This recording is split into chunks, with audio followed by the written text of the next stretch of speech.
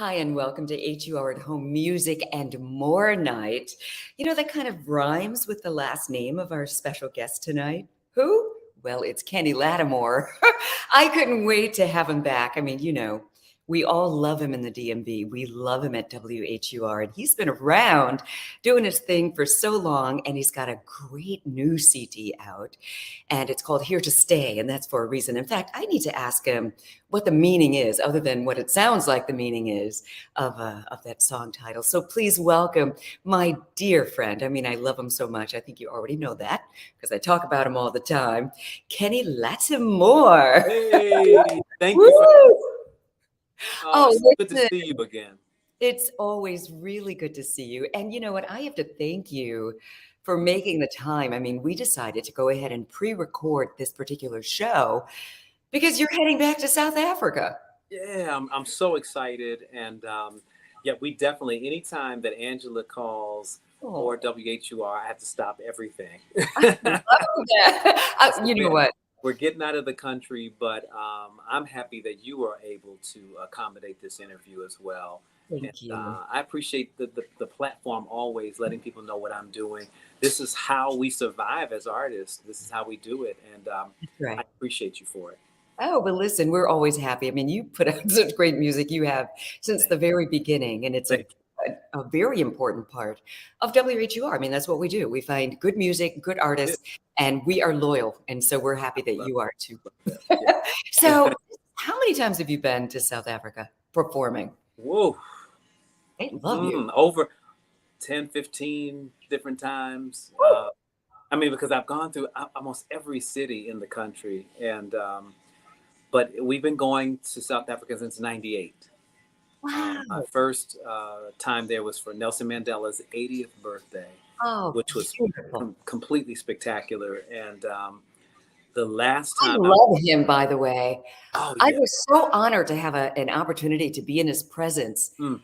at Bill Clinton's inauguration. Oh, And nice. at the Yeah. ball, I'm sitting right next to President Nelson Mandela. That's a long Truly a time. regal man, right? Oh my God. Tall, Tall, statuesque, very gentle. regal, and charismatic, Yeah. confident. Just wow, he was incredible. Yeah. Just kind of such an elevated human being, Yeah, absolutely. Yeah. right? And So I got so caught up in his story and read his book me too. A long walk to freedom. Yeah. Coming back, thick book because he had so many memoirs, so many things in there. But it was truly an inspiration of humility and It's so true. And you learn a lot just yeah, about humanity and just how to, be a better person yourself. He talked about how he taught his children just how to read the newspapers and the parts to go for to learn what's really important and what's going yeah. on in the world. And I'm right there with you, Kenny. So yeah, so I'm sure they're happy to have you back. You've been going since 98. 98. Yeah. Yeah. 98. It's been a Fantastic. long time. I'm so happy. It's like a second home almost. I can see that. Well, that's good. Well, you know what? We're glad that you're still living in the United Yeah. States, still putting out good music. Yeah. So, I mentioned right before I brought you on that I wanted to ask you about the song title. I mean, Here to Stay. I mean, obviously, it sounds like you're saying you're here to stay, but is there anything else that goes with that? You know what? I guess it's two things. I am here to stay, as in I'm dedicated to continually sing these love songs that bring inspiration to people around the world, to the hearts of women and the minds of men, to encourage them in love. My Right. mission. But the actual title of the album was made by Claude Villani, who is my partner at SRG for this album, Here to Stay. He listened to all of the songs after we finished, and he just came back and he said, "You know what? What do you think about the album being called Here to Stay?" So I took that pause, and stepped Yeah. back. And I was like, "You know what? It makes sense because so many people are not here, Yeah. so or not in this." Well, we know that there's some people that have passed on who were amazing artists and very influential in the same Right. manner that I am, but then there's some who just don't do new music. So Here to Stay is a dedication to me continuing to do new contemporary R&B uh, Mm. at a time in my career when a lot of times people are like, okay, he's just going to live off of his catalog. Or Right. Which could easily do. Right. You've got quite an extensive catalog. Thank you. Thank And you. you've been doing this for how many years now? Wow. As a solo artist, we started in 96. So we've got 22 years. So, I mean, 22, 27 years or so. Wow. Young as you So are. but I actually, for all my DMV folks know that I was in the group Mannequin back in 87. So give me 10 more years on top of that. Okay. When I started with Epic Records and the group Mannequin. So I've been in the industry for, wow, over 30 some years, almost 40 years. Here to stay, baby. It's like really crazy when I think about how long it's been, but successful enough for me to eat off this music for like 27. Thank God for that, because like you said, I mean, there are a lot of great artists and a lot of great artists come and go. There are some who put out, one hit, everybody loves it. Yeah. And it's not that they're not trying to get some attention, but they just don't. They're still making music, but nobody hears it. And that is a big, huge point. I was just talking to some young people earlier today, and I was explaining that being a part of the music industry is so much bigger than just the song. You can have one of the best songs ever and it not be promoted properly. Right. And in the hands of the company or the promoters or whoever that can make it work. And I've watched so much happen between leaving the major labels and doing this independently. So Here to Stay is primarily an independent project. I do have some major label support with UMG and the SRG label, but for the most part, I have to make the decisions. I have to control the budgets. I have to be the one to call the shots about the promotion in my career. And a lot of times people probably think that the label is doing stuff, and no, they're not. They are partners and they're doing other things for me, but I'm the one that is creating this music, the imaging, it's my own personal team. Good. Whereas back in the day, there used to be, we'd go in and the label would do everything for you and spend millions of dollars. So I have a lot of people say, well, what do you like? Do you like the independent versus the major? Two very different things. I'm very grateful to have been on Columbia Records and Arista and a lot of the other major labels. I probably recorded for like 10 of them. Yeah. But it's their marketing contacts and power that made me known. Yeah. And so that as an independent artist, it is a lot easier for me to do it now, because when we go in to promote something, it's a brand that already exists that people are familiar with. So it makes a difference. They know you. They know your name. They know your music, and they know. I mean, all of your concerts are just sold out. Thank God. Yeah, and and I love it. I love that you bring it all at your shows too. I mean, a lot of people don't leave it all on the stage. Leave it all on the stage. I mean, a lot of people, maybe before they got there, they didn't know that you were classically trained. And I love when you get up there and you'll belt out an aria. And people are like, wait a minute. This is the real deal. You have a lot. You have a lot to give. You still have so much more to give. And so I'm happy that you are still doing your thing. You mentioned something that's so interesting, how I remember when you first came on the scene, and I always felt like you should have just shot right up there with your talent. And I mean, you're the total package, really. Thank you so much. But it's been a journey. It's a journey. I mean, when you talk about just the major labels having all the power, they do have the machine behind them. And of course, they can market you, and they've got, unlimited resources to do that. But the downside is they get to make the decisions on who's going to be front and center, right? And I think, we've had these conversations that the timing of when you came out, I mean, it's like, really, people? Right, just watching. There was a lot coming out then, wasn't it?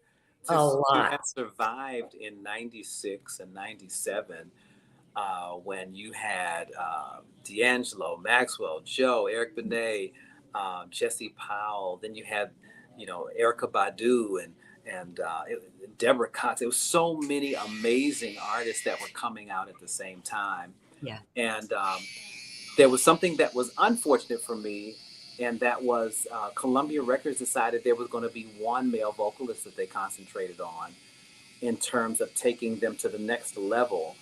And the artist that they chose was Maxwell, which was fine. I'm a Maxwell fan to this day. I love him, and I love his music, and he's been very gracious to me. He had nothing to do with that except to be a great artist himself. Exactly. And whatever his artistry was at that time, it resonated well with the record label. And I never talked about it because I didn't want anybody to misconstrue what I was saying. I understand. I didn't think that I was being bitter and Right. saying, "Oh, well, they chose him." But no, he was amazing. The issue, thank God, came out in my unsung that I did later on in telling my life story, and it didn't come out from me. It came out from the actual executives that made the decision. What So is they it? honestly came out. Mr. Michael Malls, and I'm grateful for him. He's my big brother. Jermaine Dupri's dad, for some of you who know him from that connection.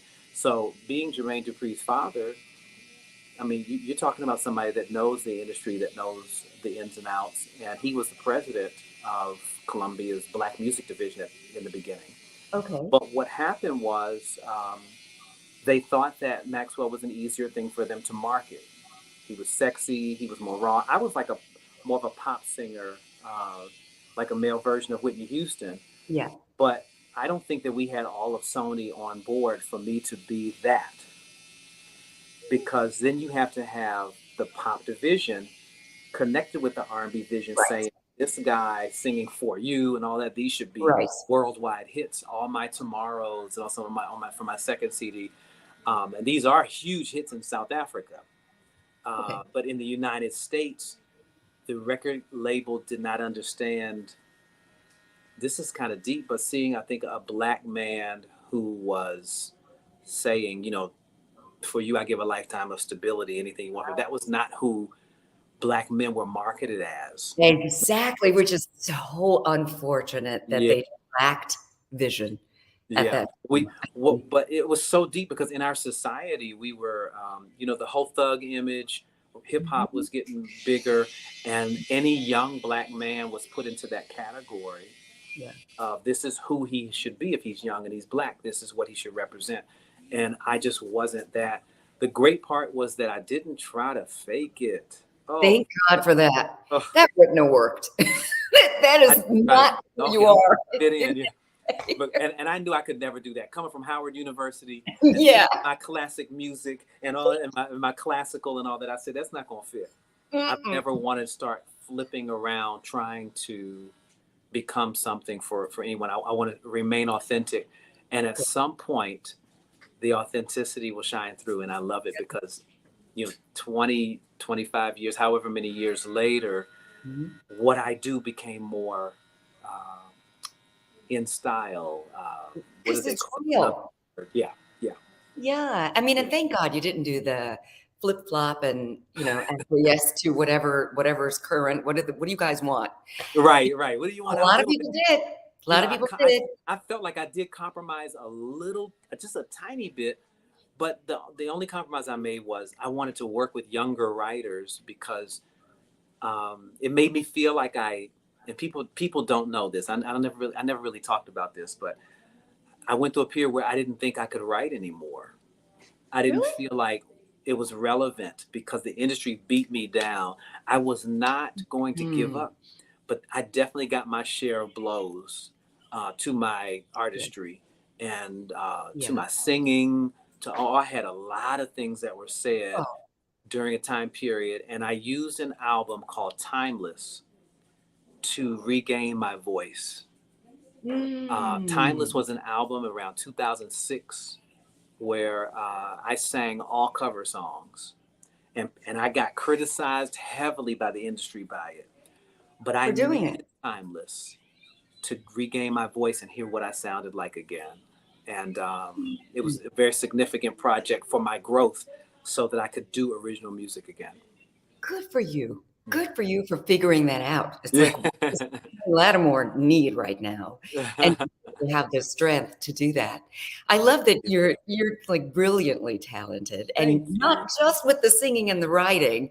You know, you and I got really close when we had an opportunity to be in a play together. I don't do it. Yeah. I Y'all don't know. loved it. Angela was my wife I once. was Look. your wife. You're my boo. Tell the judge, nothing to worry about Right? here.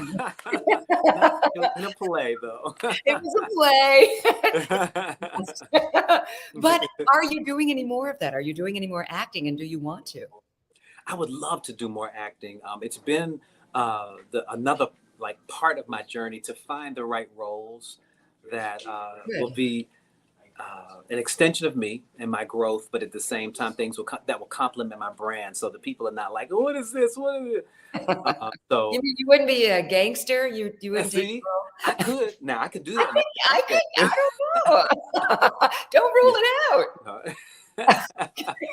Wait, let But me. right, get serious now. But Okay, I'll swap gangster. right. So it's I really mean, about but are you like? all coming. I've been doing a lot more Yeah. music for films and television. Oh, Ava okay. DuVernay even just used my "Lose You" song in "Cherish the Day." I would love something like that. Like Oh, "Cherish the Day" would be amazing to have beautiful. because it that would encompass the real pulse of my music and the meaning and purpose of it in film and television. Hmm. I think what she does with Queen Sugar, all of that is like really amazing. Okay, I love that. Well, you're still in the. You'd be in the music or movie industry. It's like, Yeah, yeah. sometimes acting, So when we start sometimes. to act, that'll be great when I can act and pull them all together into But one. So that would be oh, incredible.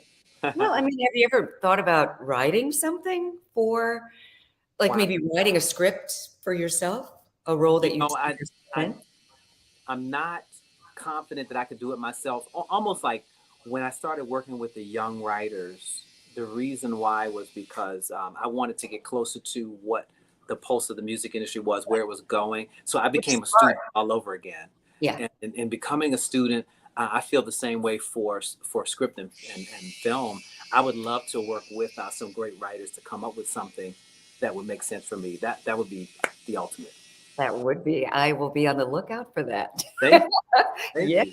absolutely. So, all right, here we are, here to stay. Hmm. Your latest project. Hmm. You already know that I love Lose You and I love Take a Dose. Yes. Yeah. Oh my God, those are my Yeah, you were one of the first out the gate to support those. Woo! Oh, good.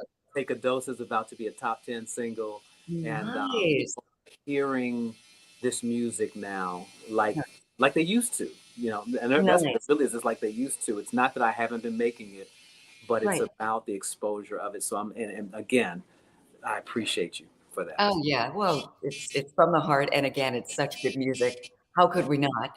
Thank You know, you. I want to ask you something. As an independent artist, Mhm. versus back in the day when, or not back in the day, but when you're with a major label, Sure. they'll choose a song and say, okay, this is what we're going to lead with. This is the song right now. And then Yeah. after a certain amount of time, they're like, okay, now we're going to do this one. How do you do it now? Like, for radio stations to start playing, okay, this is the new single, or do you give them the project and say, play what you want?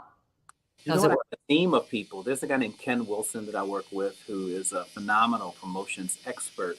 Mhm. And I give my albums to Ken and I say, Ken, what is resonating Good. with your ear and the pulse of radio? And he comes back and he kind of tells me, this is what I'm hearing. So we literally go out and we ask people, we let them give us real Perfect. feedback, which is how we created my Anatomy of a Love Song CD. Oh, beautiful. When I did that project, I went out and I did focus groups, and I let What? other writers tell me before I even recorded the song. I did focus groups and I said, "Is this song worthy of me recording?" So it feels kind of dangerous sometimes when you're in the middle of the creative process and you involve You people don't in want it. to be crushed. You're right, but vulnerability. You make yourself Yeah. vulnerable Yeah. and you put it out there because some of that feedback was priceless and it made Yeah. for a much better album, I think. So Oh, the same absolutely. thing here, I did not, um, I'm not, what did we want to do? No, this was the song. Take a Dose was a song that I knew was a hit song. Yeah. But I had the song Pressure before that, and Lose You. Pressure, I thought I should have promoted it. I should have taken that further. Um, Lose You, I thought was a very special song for the album. Sometimes you have songs that should live on the album that make people gravitate to the entire project because it's really Okay. different. And Yeah. it was of a more expressive nature that I did that song. So I'm Mm. super happy about it. But That's then beautiful there are song. some songs that you know are going to sound a certain way on radio, be a certain tempo for the time of days when it can play and give you the most maximum exposure. And our research told us that Take a Dose was that song. We've got another one coming after Take a Dose, Oh, though. okay. I'll be here. I'll be waiting. I love that. And that's so smart, to do that. Like you said, you've got to be vulnerable, but you Yeah, want to give people what they want. yeah, And of your songs, you want to know what's resonating with yeah, the people who are listening to your music. So absolutely. yeah, I commend you. We're celebrating, WHUR is celebrating our 50th anniversary. 50 And years. 50 years of, oh my gosh. And so we had this, I thought I'd see you there. We just had a great celebration at DAR Constitution Hall. It was amazing. And, when I think about the music on WHUR over the years, I always think of Kenny Lattimore. Oh, I wow. do. I mean, you've That makes been me feel great. part of our sound for so many years. And, Wow. people have been helping us celebrate. I mean, we're still the number one music station in DC. And, Yeah. how do you guys stay there?